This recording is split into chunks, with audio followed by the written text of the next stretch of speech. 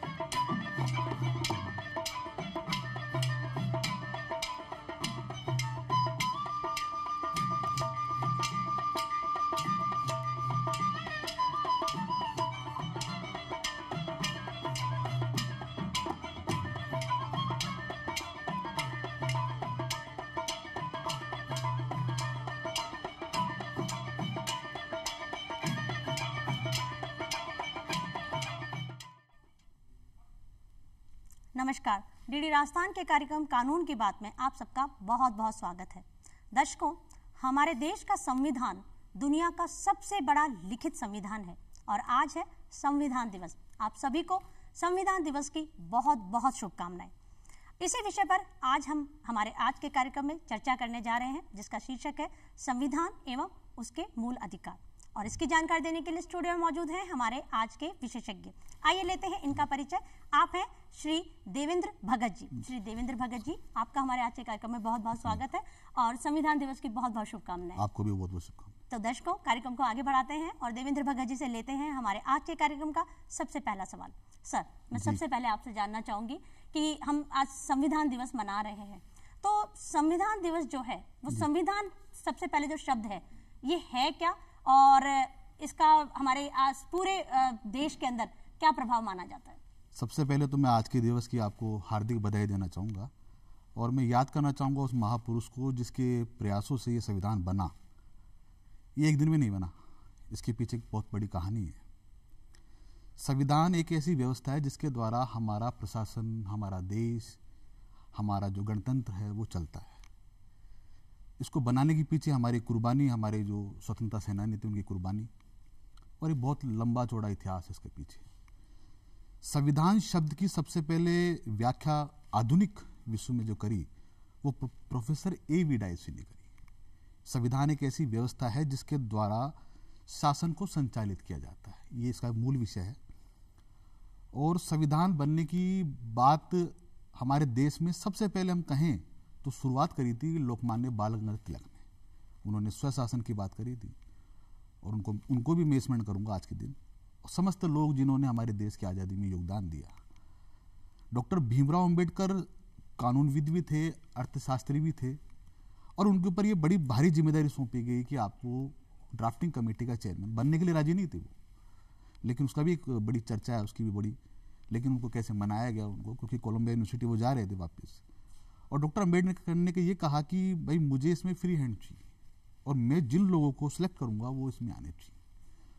आप ये देखेंगे कि जो प्रारूप समिति जो बनी 1946 में, उस समिति में सब लोग विरोधाभासी विचारधारा के लोग थे। K.M. Munshi, D.P. Khetan, doctor Bhimrao Ambedkar, बहुत सारे लोग थे उस समय। और पंडित जवाहरलाल नेहरू ने यह कहा कि नहीं, आपको ही बनाना पड़ेगा। और गांधी जी ने बाकायदा फोर्सली अंबेडकर जी को कहा कि भले हमारी वैचारिक मतभेद हैं लेकिन संविधान आपको बनाना पड़ेगा। तो सबसे पहले डॉक्टर अंबेडकर ने 9 दिसंबर से ये 1946 से संविधान सभा बनी। उसमें अस्थायी तौर पे डॉक्टर सच्चिदानंद सिन्हा उसके अध्यक्ष रहे संविधान सभा के। उसका मूल उद्देश्य यह था कि भारत को जब आज़ादी सौंपी जाएगी तो आज़ादी के पश्चात एक ऐसी व्यवस्था का निर्माण कैसे हो। उस समय एक बड़ी परेशानी ये भी थी कि मुस्लिम लीग भी हमारे साथ थी, पाकिस्तान बना हुआ नहीं था। तो मुस्लिम लीग जब थी साथ में तो वो तो हमारे साथ सहयोग करने के लिए तैयार ही नहीं थी, जो आज तक नहीं है तैयार। तो 284 सदस्यों को लेके हमने ये कमेटी बनाई। और फिर डॉक्टर सच्चिदानंद सिन्हा का स्वास्थ्य अच्छा नहीं था, तो डॉक्टर राजेंद्र प्रसाद जो पहले राष्ट्रपति भी रहे भारत के, उनको स्थायी तौर पर अध्यक्ष बनाया गया। और उनका पहला भाषण यही था कि आज हम अपने आप का निर्माण करने के लिए हम इकट्ठे हुए हैं। तो लोगों ने बड़ी मजाक भी उड़ाई गोविंद वल्लभ पंत ने कि बोले कि अपने आप का, बोले कि इस जो व्यवस्था है इस व्यवस्था से हम अपने आप को एक ऐसे विश्व के परिदृश्य में लेके जाएंगे जिससे हम अपने आप को विश्व के सामने प्रस्तुत कर सकें। 2 साल 11 महीने 18 दिन लगे, लगभग 7,500 प्रस्ताव संकल्प आए इसके अंदर और 2,345 प्रस्तावों पे चर्चा हुई इसके अंदर। छोड़ के चले गए बीच बीच में, नाराज भी रहे, लेकिन आफ्टर ऑल हमने बना लिया। होना ही था, इतने सारे बिल्कुल लोग थे तो बिल्कुल बना था। विरोधाभास तो होना ही था। आज का दिन इसलिए महत्वपूर्ण है कि 26 नवंबर 1949 को फाइनलिस्ट पे सिग्नेचर हुए थे। इसके पीछे भी कहानी है कि डॉक्टर राजेंद्र प्रसाद थोड़े लेट हो गए थे, तो लोगों में चर्चा उठी भाई सबसे पहले उन्हीं के सिग्नेचर होने चाहिए। तो पंडित जवाहरलाल जी पहले आ गए थे, पंडित जी, उन्होंने सिग्नेचर किए और थोड़ी जगह छोड़ दी।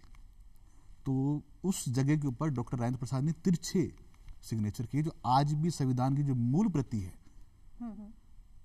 रायजादा साहब की, उस रायजादा साहब की मूल प्रति में वो बकायदा तिरछे हैं। बिल्कुल, ये जानकारी मुझको मेरे पिताजी ने दी थी। जी जी जी। कि वो देख के आए थे दिल्ली में। और तो आज आपके माध्यम से, ये दूरदर्शन चैनल के माध्यम से सब जगह ये जानकारी चली जाएगी। बिल्कुल बिल्कुल जी। अच्छा देवेंद्र जी, एक चीज मैं आपसे जानना चाहती हूँ कि आप बार बार डॉक्टर भीमराव अंबेडकर जी का जिक्र कर रहे हैं, जिन्होंने बहुत बड़ा योगदान दिया है। एक तरह से संविधान आज उन्हीं के कारण हम लोगों के सामने है, जैसा हमारे पूरे देश में जो लागू है।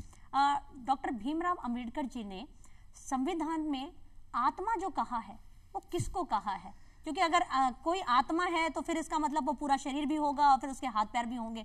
तो ये जो आत्मा शब्द है, तो वो आत्मा कौन है और किसको कहा, क्यों कहा? डॉक्टर भीमराव अंबेडकर ने संविधान की आत्मा 2 अलग अलग परिप्रेक्ष्य में की। संविधान सभा में उन्होंने कहा कि संवैधानिक उपचारों का अधिकार, आर्टिकल 32 जो है, उसको संविधान की आत्मा कहा कि अगर यही राइट हमारे नहीं मिलेगा तो फिर मतलब क्या है संविधान का। इसके अलावा उन्होंने प्रेमबल शब्द के ऊपर, प्रस्तावना के ऊपर, उद्देशिका के ऊपर उन्होंने इंगित किया कि प्रस्तावना हमारी एक पहचान है, the soul of Indian constitution, ये संविधान की आत्मा है। अगर ये नहीं होगा तो हमें इसको फोकस करना चाहिए। तो अंबेडकर जी ने ये बात कही, उस बात का अनुमोदन डॉक्टर कन्हैयालाल माणिकलाल मुंशी जी ने भी कहा इसके ऊपर कि साहब ये संविधान की ये आत्मा है। और आज तक, यहाँ तक कि कई जो जुडिशरी के डिसीजन है, केशवानंद भारती है, मिनर्वा मिल्स है, इनमें बकायदा डॉक्टर अंबेडकर की इस बात को कोट किया गया। जी। अच्छा, ये हुई आत्मा। तो हमारा आज का जो विषय है संविधान और मूल अधिकार, तो मूल अधिकार क्या हुआ? अगर आत्मा वो है तो मूल अधिकार को हम क्या माने? अगर शरीर अगर हम समझे तो क्या चीज है, मस्तिष्क या क्या? देखिए, जैसे मानव शरीर होता है, मानव शरीर जब तक स्वतंत्र नहीं है उसकी अपनी कोई पहचान नहीं है। एक मृत व्यक्ति में और जीवित व्यक्ति में चेतना का ही अंतर होता है, और चेतना है आत्मा से। फंडामेंटल राइट्स, मौलिक अधिकार हमारे कॉन्स्टिट्यूशन की चेतना है। इसकी डिमांड सबसे पहले आधुनिक विश्व के अंदर मैग्ना कार्टा के रूप में किसी जमाने में ब्रिटिश एम्पायर में की गई थी, और बिल ऑफ राइट्स में इनमें कहा गया।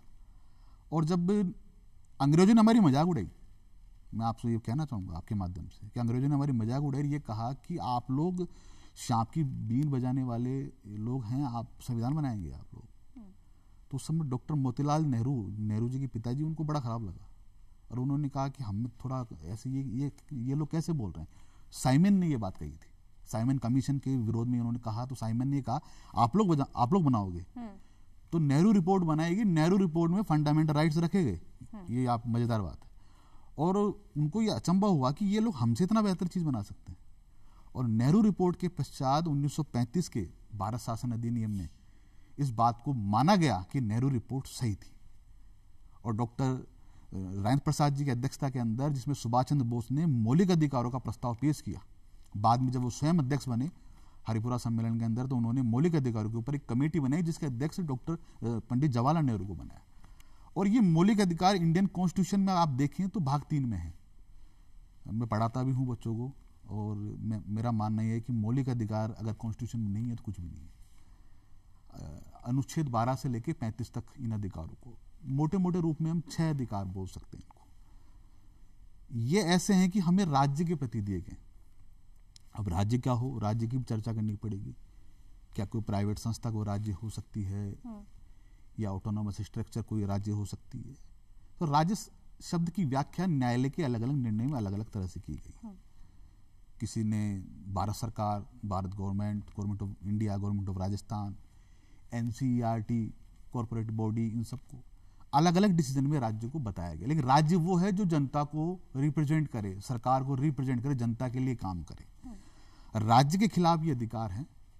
दूसरी बात, इन अधिकारों में एक बात कही गई है जुडिशियल रिव्यू की, आर्टिकल 13 में जो बात कही गई, हम चर्चा करते रहते हैं मेरे मित्र वगैरह इस चीज के ऊपर, कि अगर जुडिशियल रिव्यू नहीं होता तो ये मान के चलिए कि कॉन्स्टिट्यूशन में आप किसी भी चीज को अपनी मर्जी से जोड़ सकते थे और अपनी मर्जी से हटा सकते थे। न्यायालय उसकी व्याख्या कर सकता है और उसके हिसाब से बात कर सकता है। और 6 प्रकार के राइट में कहूं, सबसे पहला राइट है समानता का अधिकार। अब समानता और समता 2 अलग अलग वर्ड है, इसमें क्या अंतर है दोनों में? बिल्कुल मैं बताना चाहूंगा आपके माध्यम से कि समानता तो हुई 2 व्यक्तियों के अंदर, एक ही परिस्थिति में रहने वाले 2, और समता जो हुई वो एक ऐसा गुण है जो विशेष परिस्थिति में आपको एकता में बांधता है।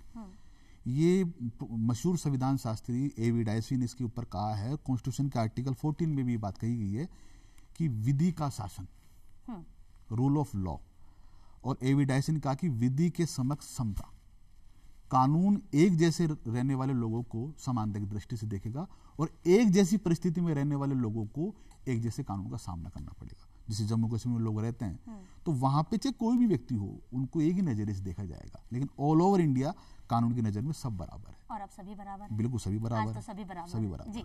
अच्छा देवेंद्र जी, एक चीज मैं आपसे जानना चाहती हूँ कि आपने कहा कि बीन बजाने वाले क्या बनाएंगे। जी। और ये अंग्रेजों ने हमारे लिए कहा था, जी। लेकिन हम लोगों ने जो संविधान बनाया वो आज उसे दुनिया मानती है और उसकी मिसालें दी जाती है और उसके बहुत सारी चीजें उठा के दूसरे संविधानों में भी शामिल की जाती है।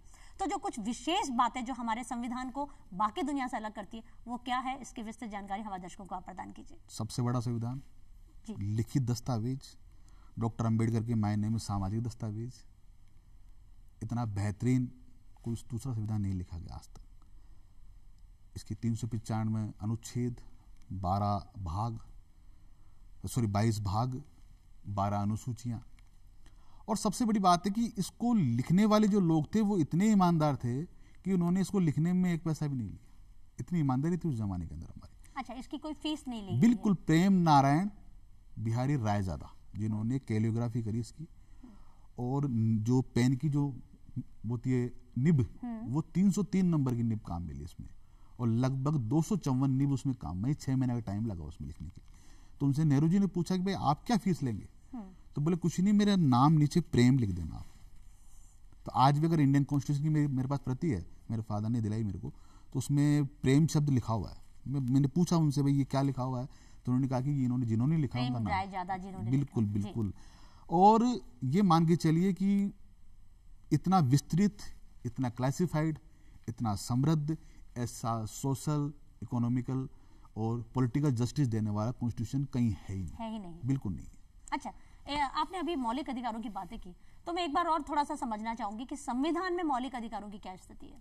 संविधानों में मौलिक अधिकार भाग 3 में है, 12 से लेकर 35 तक है। 6 प्रकार के अधिकार हैं। समानता का अधिकार, स्वतंत्रता का अधिकार, शोषण के विरुद्ध अधिकार, धर्म की स्वतंत्रता का अधिकार, शिक्षा और जो आपकी संस्कृति का अधिकार, और सबसे महत्वपूर्ण अधिकार जिसका हम पहले चर्चा कर चुके हैं, डॉक्टर अंबेडकर ने कहा कि अगर ये अधिकार नहीं है तो कुछ भी नहीं है, संवैधानिक उपचारों का अधिकार। ये आर्टिकल 32 में है इन सुप्रीम कोर्ट और 226 इन हाई कोर्ट। ठीक है। ये अधिकार जो होते हैं ये एक इंसान को कैसे सुदृढ़ करते हैं? इसको समझे कैसे, कोई आम आदमी कैसे समझे? देखिए, ये दस्तावेज है कॉन्स्टिट्यूशन। आज हमारी शिक्षा प्रणाली में ये जरूरत है इस चीज के बारे में कि एक जमाने के अंदर डॉक्टर सुभाष कश्यप ने ये बात कही थी कि जब तक संविधान को हमारी शिक्षा प्रणाली में नहीं लिया जाएगा तब तक संविधान के मायने वो नहीं निकल सकते जो निकलने चाहिए। आज हमारी जो एनसीईआरटी बुक्स उसमें संविधान आने लग गया। हाँ, राजस्थान की जब पढ़ते थे, बिल्कुल आने लग गया। प्रतिज्ञा पीछे आने लग गई। सबसे पहले संविधान की जो प्रस्तावना है वो आने लगी। प्रस्तावना में न्याय शब्द को डिफाइन किया गया है। सामाजिक, आर्थिक, राजनीतिक न्याय, प्रतिष्ठा को डिफाइन किया गया है। We the people of India. हमने कभी मैं शब्द का उपयोग नहीं किया। आजकल काफी लोग मैं शब्द का उपयोग करते हैं, मैं उसकी आलोचना करता हूँ। हम हैं, हम we the people of India, हम भारत के लोग, और हम हैं तो इंडिया है। इसका जो सोर्स है कॉन्स्टिट्यूशन का वो हम भारत के लोग हैं। ये देखने की बात है कि जब तक ये सोर्स है, जब तक कॉन्स्टिट्यूशन है। अंबेडकर जी ने एक बात कही है कि अगर लोग अच्छे नहीं होंगे तो कॉन्स्टिट्यूशन भी अच्छा नहीं होगा, काम नहीं करेगा। और लोग अगर अच्छे होंगे तो कॉन्स्टिट्यूशन अपनी विशेष गति से काम करेगा। जी, लोग अच्छे होंगे तो अच्छी तरह से काम करेगा, और लोग अच्छे थे इसीलिए इतना अच्छा संविधान बिल्कुल, बना। बिल्कुल, बिल्कुल जी, बना। अच्छा, जीने का अधिकार जो एक सुनने में आता है, ये क्या है? इसके शुरुआती रूप से हम बात करें तो थोड़ा सा नैरो मेंटलिटी से इसको समझा गया था। आर्टिकल 21 में right to life and personal liberty, प्राण और दैहिक स्वतंत्रता। थोड़ा इसको शुरुआत में जो डिसीजन आए सुप्रीम कोर्ट के, ऑनरेबल सुप्रीम कोर्ट के, तो उसमें ये कहा गया कि प्राण का मतलब इंसान की जान, चेतना। बाद में एक लैंडमार्क डिसीजन आया, Maneka Gandhi versus union of India 1978 AIR। उसमें यह कहा गया कि प्राण से केवल प्राण का मतलब नहीं है, प्राण का मतलब है आपकी डिग्निटी से। अच्छा, बिल्कुल, आपकी प्रतिष्ठा, आपकी मान बिल्कुल सम्मान, मान इज्जत। सम्मान। अगर आपके साथ मान सम्मान नहीं है तो ये राइट का कोई मतलब नहीं है। मरे हुए व्यक्ति के भी अधिकार है। एक केस हम डिस्कस करते हैं क्लास के अंदर कि सुप्रीम कोर्ट लक्ष्मा देवी केस, उन्होंने कहा उनके हस्बैंड को मारने वाले व्यक्ति को फांसी चौराहे पे देनी चाहिए। हाईकोर्ट में लगाया केस, तो हाईकोर्ट ने कहा नहीं, मरने वाले के भी कुछ अधिकार है, हम इनको चौराहे पे फांसी देके हम मिडिल ईस्ट, मध्य एशिया की जो कल्चर है उसको डेवलप नहीं कर सकते। बिल्कुल जी। अच्छा, जो आपने बताया कि मरने वाले के भी अधिकार हैं, जीवित के भी हैं, प्राण प्रतिष्ठा के जो हैं, इज्जत से सम्मानित है। तो इसी तरह से आपने अभी थोड़ी देर पहले कुछ एक चीज कही थी, समानता और समता। अच्छा, समानता का अधिकार क्या है, इसको अगर हम समझना चाहें विस्तृत रूप से। आप देखें कि भीड़, मॉब जिसको बोलते हैं, भीड़ का कोई चेहरा नहीं होता है, लेकिन भीड़ में चेहरे जो होते हैं वो समान दिखते हैं। बहुत अच्छी बात कही आपने। आप देखेंगे तो चेहरे समान दिखते हैं। जी। तो ऊपर से देखने पर हम सब लोग कानून की दृष्टि में समान हैं, लेकिन जब किसी एक वर्ग को प्रतिनिधित्व देने की बात आती, चाहे महिला हो, बच्चे हो या वल्नरेबल सेक्शन हो, तो आप देखते हैं कि एक जैसी कंडीशन में रहने वाले लोगों को हम सेपरेट कर देते हैं। तो कॉन्स्टिट्यूशन में दोनों प्रकार की व्यवस्था है, न केवल ऊपर से देखने की बल्कि साइड में उनको अलग से प्रतिनिधित्व देने की। महिलाओं के विशेष अधिकार है, बच्चों के विशेष अधिकार है, जो समाज के ऐसे पिछड़े वर्ग उनके लिए विशेष अधिकार है, विकलांगों की विशेष अधिकार है, यहां तक कि पशुओं के भी अधिकार है। हमारे डायरेक्टिव प्रिंसिपल स्टेट पॉलिसी में पशुपालन के ऊपर भी विशेष चर्चा की गई। ये लोगों को बहुत कम पता है कि अगर वन्य जीव संरक्षण सबका एक अधिकार है, ये हमने निश्चित किया है चीज के अंदर। तो समता और समानता, इनके दो मायने हो सकते हैं, लेकिन दोनों के अंदर जो कंटेंट वो एक ही है, परिभाषाएं थोड़ी सी अलग अलग हैं। जी। जी। अच्छा, एक चीज मैं आपसे जानना चाहती हूँ कि हम अभी भी जैसे मौलिक अधिकार की बात कर रहे थे, और मौलिक अधिकार जो है हमारे जन्म के साथ हमारे साथ शुरू हो जाते हैं। जो आपने अभी एक चीज कही कि मृत्यु उपरांत भी रहते हैं। जी। तो मौलिक अधिकार और कानूनी अधिकार, ये दो जो चीजें हैं, ये दोनों में कितनी समानता और कितना अंतर है? देखिए, संवैधानिक अधिकार तो फंडामेंटल राइट्स में जो दिए हुए हैं, मौलिक अधिकार वो तो 12 से 35 में, वो तो आपको मिलेंगे ही, नहीं मिलेंगे आप कोर्ट जा सकते हो। ठीक है। कानूनी अधिकार है, उसके लिए आपको खुद चल के कोर्ट जाना पड़ता है, आपके लिए कोई दूसरा नहीं जा सकता। कोई उदाहरण? संपत्ति का अधिकार। अच्छा। जो 44 अमेंडमेंट इंडियन कॉन्स्टिट्यूशन, जिसमें संपत्ति अधिकार आर्टिकल 19 से हटा के उसको 300A में डाल दिया गया, तो अब वो एक लीगल राइट बन गया, कॉन्स्टिट्यूशनल राइट बन गया, फंडामेंटल राइट हट गया। इसका मतलब अधिकार तो है, लेकिन वो मौलिक अधिकार नहीं है, विशेष कैटेगरी उसकी समाप्त कर दी गई, ये उसमें विशेषता है। जी, मतलब अधिकार तो बहुत है, लेकिन अब हमको ये समझना पड़ेगा कि मौलिक कौन से हैं और कौन से कानून के माध्यम से हमको मिले हुए हैं, जिसके लिए आपने जो एक शब्द कहा कि कानून के दरवाजे तक आपको जाना बिल्कुल जाना पड़ेगा। बहुत सारी एनजीओ इस लेवल पे काम करती है। मैं एक केस का नाम लूंगा, 1994 में एक जयपुर राजस्थान में एक कांड हुआ था, भंवरी देवी कांड। तो वर्कमैन वुमेन के बारे में कोई बोलने के लिए तैयार नहीं था। वर्कमैन वुमेन को वहां पे हरासमेंट होता था वहां पे, और भंवरी देवी जो रैप कांड के पश्चात राजस्थान में एक माहौल बना, और एक संस्था थी विशाखा, उस संस्था ने आगे बढ़ के उसके लिए काम किया। जी, विशाखा गाइडलाइन। बिल्कुल, विशाखा गाइडलाइन। तो वो भंवरी देवी की तरफ से बोली, वो ये मौलिक अधिकार था, भंवरी देवी की तरफ से वो बोली, और आप यकीन मानिए उस गाइडलाइन से बड़ा फायदा हुआ देश को।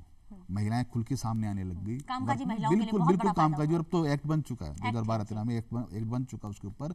और 14वीं जो विधि आयोग की रिपोर्ट, उसमें बकायदा उसको इंगित किया गया कि महिलाओं के लिए विशेष अधिकारों का जो है गाइडलाइन, विशा के गाइडलाइन सुप्रीम कोर्ट की, उसको ध्यान में तो ये कानूनी अधिकारों के बिल्कुल अंतर्गत हमारे लिए आते हैं। जी। अच्छा देवेंद्र जी, एक चीज जानना चाहूंगी, मैं बार बार उन शब्दों को नहीं दोहराना चाहूंगी जो अभी आपने बताया, और कुछ लोग हमारे लिए जो बोल रहे हैं, लेकिन हमारे संविधान को लेकर भी बहुत सारे ऐसे शब्द बोले जाते हैं जो कहीं बहुत कचोटते हैं मन को। उन्हीं में से एक शब्द है उधार का थैला। मुझे बड़ा गंदा लगता है। हाँ, ये मैंने भी इसीलिए आपसे ये चीज कही कि अभी भी आपने शुरू में भी कुछ उदाहरण मुझे दिए कि हमारे बारे में कुछ इस तरह की चीजें बोली जाती है, संविधान के निर्माण के समय कुछ ऐसी बातें बोली गई। तो ये उधार का थैला जो शब्द है ये क्या है और क्यों ऐसा बोला जाता है? उधार का थैला संविधान को बोलना हमारे जो रिपब्लिक स्टेट के ऊपर मतलब हम कह सकते हैं कि उसके खिलाफ एक अपराध है मेरे मायने में। ये बाहर के लोग ज्यादा बोलते हैं, हाँ, लेकिन प्रोफेसर जेनिंग्स ने ये कहा कि विश्व का सबसे बड़ा संविधान, लेकिन इसमें काफी सारी चीजें मिली हुई है। किसी ने कहा कि वकीलों का है कि वकील बनाने वाले ज्यादातर वकील थे। उधार का थैला इस परिप्रेक्ष्य में मैं कहना चाहूंगा कि लोग कहते हैं कि ये चीज यहाँ से लिए, फंडामेंटल राइट जो है अमेरिका से लिए, डायरेक्टिव प्रिंसिपल आयरलैंड से लिए, संसदीय प्रणाली इंग्लैंड से ली, हमने बहुत सारी चीजें बाहर से। ये कुछ गलत तो नहीं है? नहीं, इसमें ली ही नहीं। अगर हमको लग रही है उसको हम हमारे हिसाब से अगर ढाल के ले रहे हैं नहीं, इसमें ली नहीं, उसको बकायदा मॉडिफाइड किया। वही मैं कह रही हूँ, हम हमारे हिसाब से हमने चेंज किया हमारे हिसाब से। आप ये देखेंगे कि जो हमारे 6 प्रकार के अधिकार है वो सीरीज जो और वो जो कंटेंट आप देखेंगे फंडामेंटल राइट्स में वो किसी संविधान में नहीं मिलेंगे। अमेरिकन अपने बारे में बहुत कुछ बोलते हैं, यूरोपियंस बोलते हैं, लेकिन उनके यहाँ पे वो नहीं है। दूसरी बात, हमने वोटिंग राइट 1951 में दे दिया महिलाओं को। अमेरिका 1776 में संविधान बना, उनका आजादी उनकी, और उन्होंने 1921 में महिलाओं का अधिकार दिया, जो अपने आप को सो कॉल्ड वेस्टर्न कल्चर बोलते हैं। और हमने जैसे देश आजाद हुआ, संविधान बना, हमने पहले चुनाव से ही महिलाओं को वोटिंग का अधिकार दिया। ऊंट पे लोग जा रहे हैं वोट देने के लिए, मतलब वो घूंघट के अंदर महिलाएं वोट देने, मतलब लोकतंत्र का उत्सव हमने मनाया और आज ही मना रहे हैं हम। जबकि जो अपने आप को डेवलप कंट्री बोलने वाले लोग हैं वहां पर लोकतंत्र में काफी उतार चढ़ाव चलता रहता है। आप देखेंगे कैपिटल हिल पे हमला हुआ अमेरिका के अंदर ट्रंप के खिलाफ, तो आप देखेंगे हमारे देश में इसी स्थिति नहीं है, क्योंकि हमारा संविधान मजबूत है। इसमें खास बात है, हमारा संविधान मजबूत है, इसमें विशेष बात है। अच्छा, विशेषता अगर हम इसके देखें तो एक है, हमारे संविधान में बार बार संशोधन भी किए जा सकते हैं। तो ये संशोधन जो किए जाते हैं इसकी आवश्यकता क्यों महसूस होती है और कितना जरूरी भी है? ये समय का अपना प्रभाव होता है जी, परिवर्तनशील। बहुत सही बात बोली आप। परिवर्तन जो समय की जरूरत होती है, हम एक जैसे हमेशा नहीं रह सकते। हमारा देश का लोकतंत्र भी परिपक्व होने के लिए चलता है, तो लोकतंत्र के सामने नई नई चुनौतियां आती हैं। अब उन चुनौतियों को पार पाने के लिए हमें कुछ ना कुछ तो चेंज करना पड़ेगा। तो आर्टिकल 368 में ये प्रोविजन दिया हुआ है कि संविधान में संशोधन किया जा सकता है बहुमत के द्वारा, साधारण बहुमत, विशेष बहुमत के द्वारा परिवर्तन किया जा सकता है। अब वो परिवर्तन कैसे करें? एक प्रस्ताव लाया जाए, प्रस्ताव के ऊपर 1/10 जो सदस्य हैं उनके सिग्नेचर हो, और उस सदन के अंदर 2/3 बहुमत से वो पारित हो, तत्पश्चात वो संविधान संशोधन हो जाता है। अभी हाल ही में हमारे संविधान संशोधन हुआ है बांग्लादेश और भारत की बॉर्डर के बारे में, तो उसमें संशोधन करना पड़ा देश की बाउंड्री लाइन के साथ। तो अगर संशोधन नहीं होगा तो संविधान जैसे हो जाएगा जैसे बंद पानी, रुका हुआ ठहरा हुआ जो बदबू मारने लगता है, बिल्कुल उसकी तरह हो जाएगा। परिवर्तन का दौर है तो उसमें ये चीजें चलती रहेंगी। तो मतलब जब हमको किसी चीज की आवश्यकता लगती है, हमको लगता है कि समय की गति के अनुसार हमको बदलना चाहिए, उसी के अनुरूप हम लोग हमारे संविधान में जो भी चेंज करने चाहते हैं या अमेंडमेंट्स करना होता है वो हम करते हैं। अच्छा, एक चीज देवेंद्र जी और मैं आपसे जानना चाहूंगी कि हमारे संविधान के इतने सारे नाम रखे जाते हैं और पता नहीं उसको क्या क्या बोला जाता है, उन्हीं में से कुछ चीजें और सुनने को मिलती हैं कि हमारे देश का संविधान बहुत विनम्र और लचीला संविधान है। ऐसा क्यों है और इसके मुख्य कारण क्या है? संविधान कभी भी विनम्र नहीं होता है, न लचीला होता है। संविधान की अपनी मर्यादा होती है। संविधान देश की जरूरत के हिसाब से बनाए जाते हैं। विनम्रता तो हम ले लेते हैं, बोल लेते हैं। संविधान जो विशेषज्ञ होता है वो उस संविधान के अंदर ये देखता है कि संविधान में कहाँ परिवर्तन किया जाना चाहिए, और अगर समय की मांग है तो उस परिवर्तन के हिसाब से, उस मांग के हिसाब से संविधान में संशोधन किया जा सकता है। लोग बोलते हैं कि संविधान लचीला है, कठोर है। अमेरिका की तरह कठोर नहीं है, इंग्लैंड की तरह लचीला नहीं है।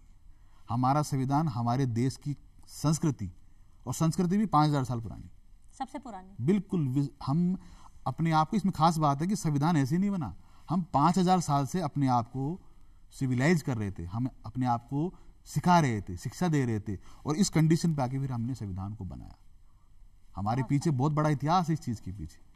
ये महत्वपूर्ण कारण है कि संविधान इतना अच्छा होने का कारण क्यों है। जो आपने शुरू में कहा कि एक दिन की मेहनत नहीं है, उसके पीछे हमने पता नहीं कितने बलिदान दिए। हम जब शुरू से हैं वहां से ये बन रहा है। आप देखेंगे संविधान की जो मूल प्रति है उसमें अशोक के भी चिन्ह बना हुआ है, उसमें अशोक की जो शिक्षाएं, धम्म, बौद्ध धर्म के बने हुए हैं, प्रभु श्री रामचंद्र जी के बारे में बना हुआ है, उसमें गुरु ग्रंथ साहिब की वाणी के भी, मतलब संविधान के अंदर हर तरह की विचारधारा का प्लेटफॉर्म तैयार है जी। कोई ये नहीं कह सकता कि हमारे साथ अन्याय हुआ है जी, किसी के साथ भी नहीं। बिल्कुल, हमारा संविधान किसी के साथ अन्याय नहीं कर रहा, नहीं कर सकता। सभी के लिए समानता और समता का अधिकार देता है। अच्छा, ये आपातकालीन उपबंध क्या है? भगवान करे लागू नहीं हो तो नहीं बढ़िया हो है। जी। लेकिन आर्टिकल 352 के अंदर ये प्रावधान है कि हमारे देश में ऐसी कंडीशन आ जाए कि कोई दूसरा देश हमारे पर पाकिस्तान ने अटैक किया, चाइना ने किया, कारगिल वार हुआ और एक बार इमरजेंसी भी हमारे यहाँ लागू हुई, तो जैसी कंडीशन आ जाए कि गृह युद्ध की कंडीशन आ जाए, सशस्त्र रिवोल्ट हो जाए, इंसर्जेंसी हो जाए या कोई विदेशी आक्रमण हमारे ऊपर हो जाए, तो ऑनरेबल प्रेसिडेंट ऑफ इंडिया बाकायदा आपातकाल लागू कर सकते हैं। कैबिनेट उनको अनुशंसा करेगी इसके लिए। 1962 में पहली बार लगा। और संविधान में बार बार इसका जिक्र क्यों है? जिक्र इसलिए है कि एक 26 जून 1975 में इमरजेंसी डिक्लेयर कर दी गई थी और उसके बारे में बड़ा इनसाइड स्टोरी है, उसकी बहुत सारी है। चलिए ठीक है, वो तो एक अलग चीज बिल्कुल है, लेकिन वो उसका अर्थ यह है कि उस स्टोरी की वजह से ये आपातकाल ज्यादा पूछा जाता है। अच्छा, ज्यादा बार बिल्कुल उसके बारे में। अच्छा, तो पूछा इसीलिए जाता है क्योंकि लोग शिक्षित हो गए। तो जो शिक्षा का अधिकार है वो मौलिक अधिकारों में आता है या कानूनी अधिकारों में आता है, और शिक्षा का अधिकार आखिर है क्या? शिक्षा का अधिकार मौलिक अधिकार। अब तो 86 अमेंडमेंट जो है संविधान का, उसमें आर्टिकल 21A शिक्षा का अधिकार है कि 6 वर्ष से 14 वर्ष तक के जो बच्चे हैं उनको सरकार जो है, राज्य है, स्पेशल प्रोविजन की तरह उनको शिक्षा दिलवाएगी। इसके अलावा उससे पूर्व भी मोहिनी जैन का डिसीजन है, उन्नी कृष्णन का डिसीजन है, उसमें ये बात डिक्लेयर की गई है कि शिक्षा का अधिकार फंडामेंटल राइट। अभी बार काउंसिल ऑफ इंडिया ने एज की लिमिट कर दी थी वकालत में। 45 वर्ष से ज़्यादा व्यक्ति जो है वो LLB की जो है वो पढ़ाई नहीं कर सकता। हमने बड़ी आलोचना करी उसकी। हमने कहा पढ़ाने से आप कैसे रोक सकते हो, किसी को पढ़ने से क्यों रोक सकते हो?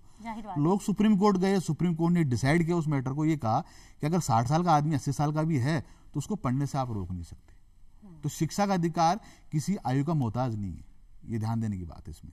बच्चे से लेके बुजुर्ग तक जब तक उसमें इच्छा है, दृढ़ शक्ति, वो पढ़ सकता है। मतलब पढ़ाई के लिए आप कभी किसी को मांग नहीं कर सकते। नहीं। और शायद इसीलिए हम लोग आज भी देखते हैं कि बहुत बड़ी उम्र में भी लोग 10वीं 12वीं के वो कर रहे हैं। जी, कुछ विशेष आप हमारे दर्शकों को आज के इस दिवस के ऊपर कुछ कहना चाहें बहुत संक्षिप्त में? संविधान दिवस एक उत्सव है, सभी को मनाना चाहिए और हमें उन लोगों को याद करना चाहिए जिन्होंने बड़ी मेहनत से, हम बहुत आसानी से बोल देते हैं कि हमारे देश की कानून व्यवस्था ऐसा नहीं है। हमारे अगर उसको आप उस संविधान को पढ़ेंगे तो उसमें उन लोगों के रक्त मिलेंगे जिन्होंने देश के लिए खून बहाया, उन लोगों की मेहनत, उन लोगों की पढ़ाई। और आप देखिए उस जमाने में सारे ईमानदार थे, किसी ने एक पैसा नहीं लिया। ये बहुत बड़ी बात है आज के ज़माने के अंदर। और संविधान दिवस 2015 से मनाना शुरू हुआ है, उससे पहले ये कानून दिवस के रूप में मनाया जाता था। और मैं ये चाहता हूं कि स्कूलों में, जिला स्तर पर, मोहल्ले स्तर पर संविधान के बारे में चर्चा होनी चाहिए। बिल्कुल होनी चाहिए। देवेंद्र जी, आज जिस संविधान दिवस पर जब हम एकत्रित हैं और आपने जो इतने महत्वपूर्ण विषय पर महत्वपूर्ण जानकारी दी, इसके लिए बहुत बहुत धन्यवाद। मैं आपसे एक चीज कहना चाहूंगी देवेंद्र जी कि हम अमूमन जब लोगों से ये बात करते हैं कि आप कैसे हैं, तो वो कहते हैं कि हम बहुत अच्छे हैं, ऊपर वाले का हम शुक्रिया अदा करते हैं। मुझे लगता है कि हमें साथ में हमारे देश के संविधान और कानून व्यवस्था की भी शुक्रिया अदा करनी चाहिए। बिल्कुल, आज हम बैठे इसी वजह से हैं। इसीलिए हम हैं, इसीलिए। और भारत जैसे देश के अंदर जहां इतने सारे जाति धर्म के लोग एक साथ रहते हैं, वहां हमें हर समय भगवान के साथ हमारे संविधान का शुक्रिया भी करना चाहिए। तो आपको भी संविधान दिवस की बहुत बहुत शुभकामनाएं। तो दर्शकों, उम्मीद करती हूँ हमारे आज के कार्यक्रम में दी गई तमाम जानकारी आपके लिए लाभकारी सिद्ध हो। अगले हफ्ते फिर होगी मुलाकात। कार्यक्रम रहेगा यही, कानून की बात। और तब तक के लिए नमस्कार। आज के संविधान दिवस की बहुत बहुत शुभकामनाएं।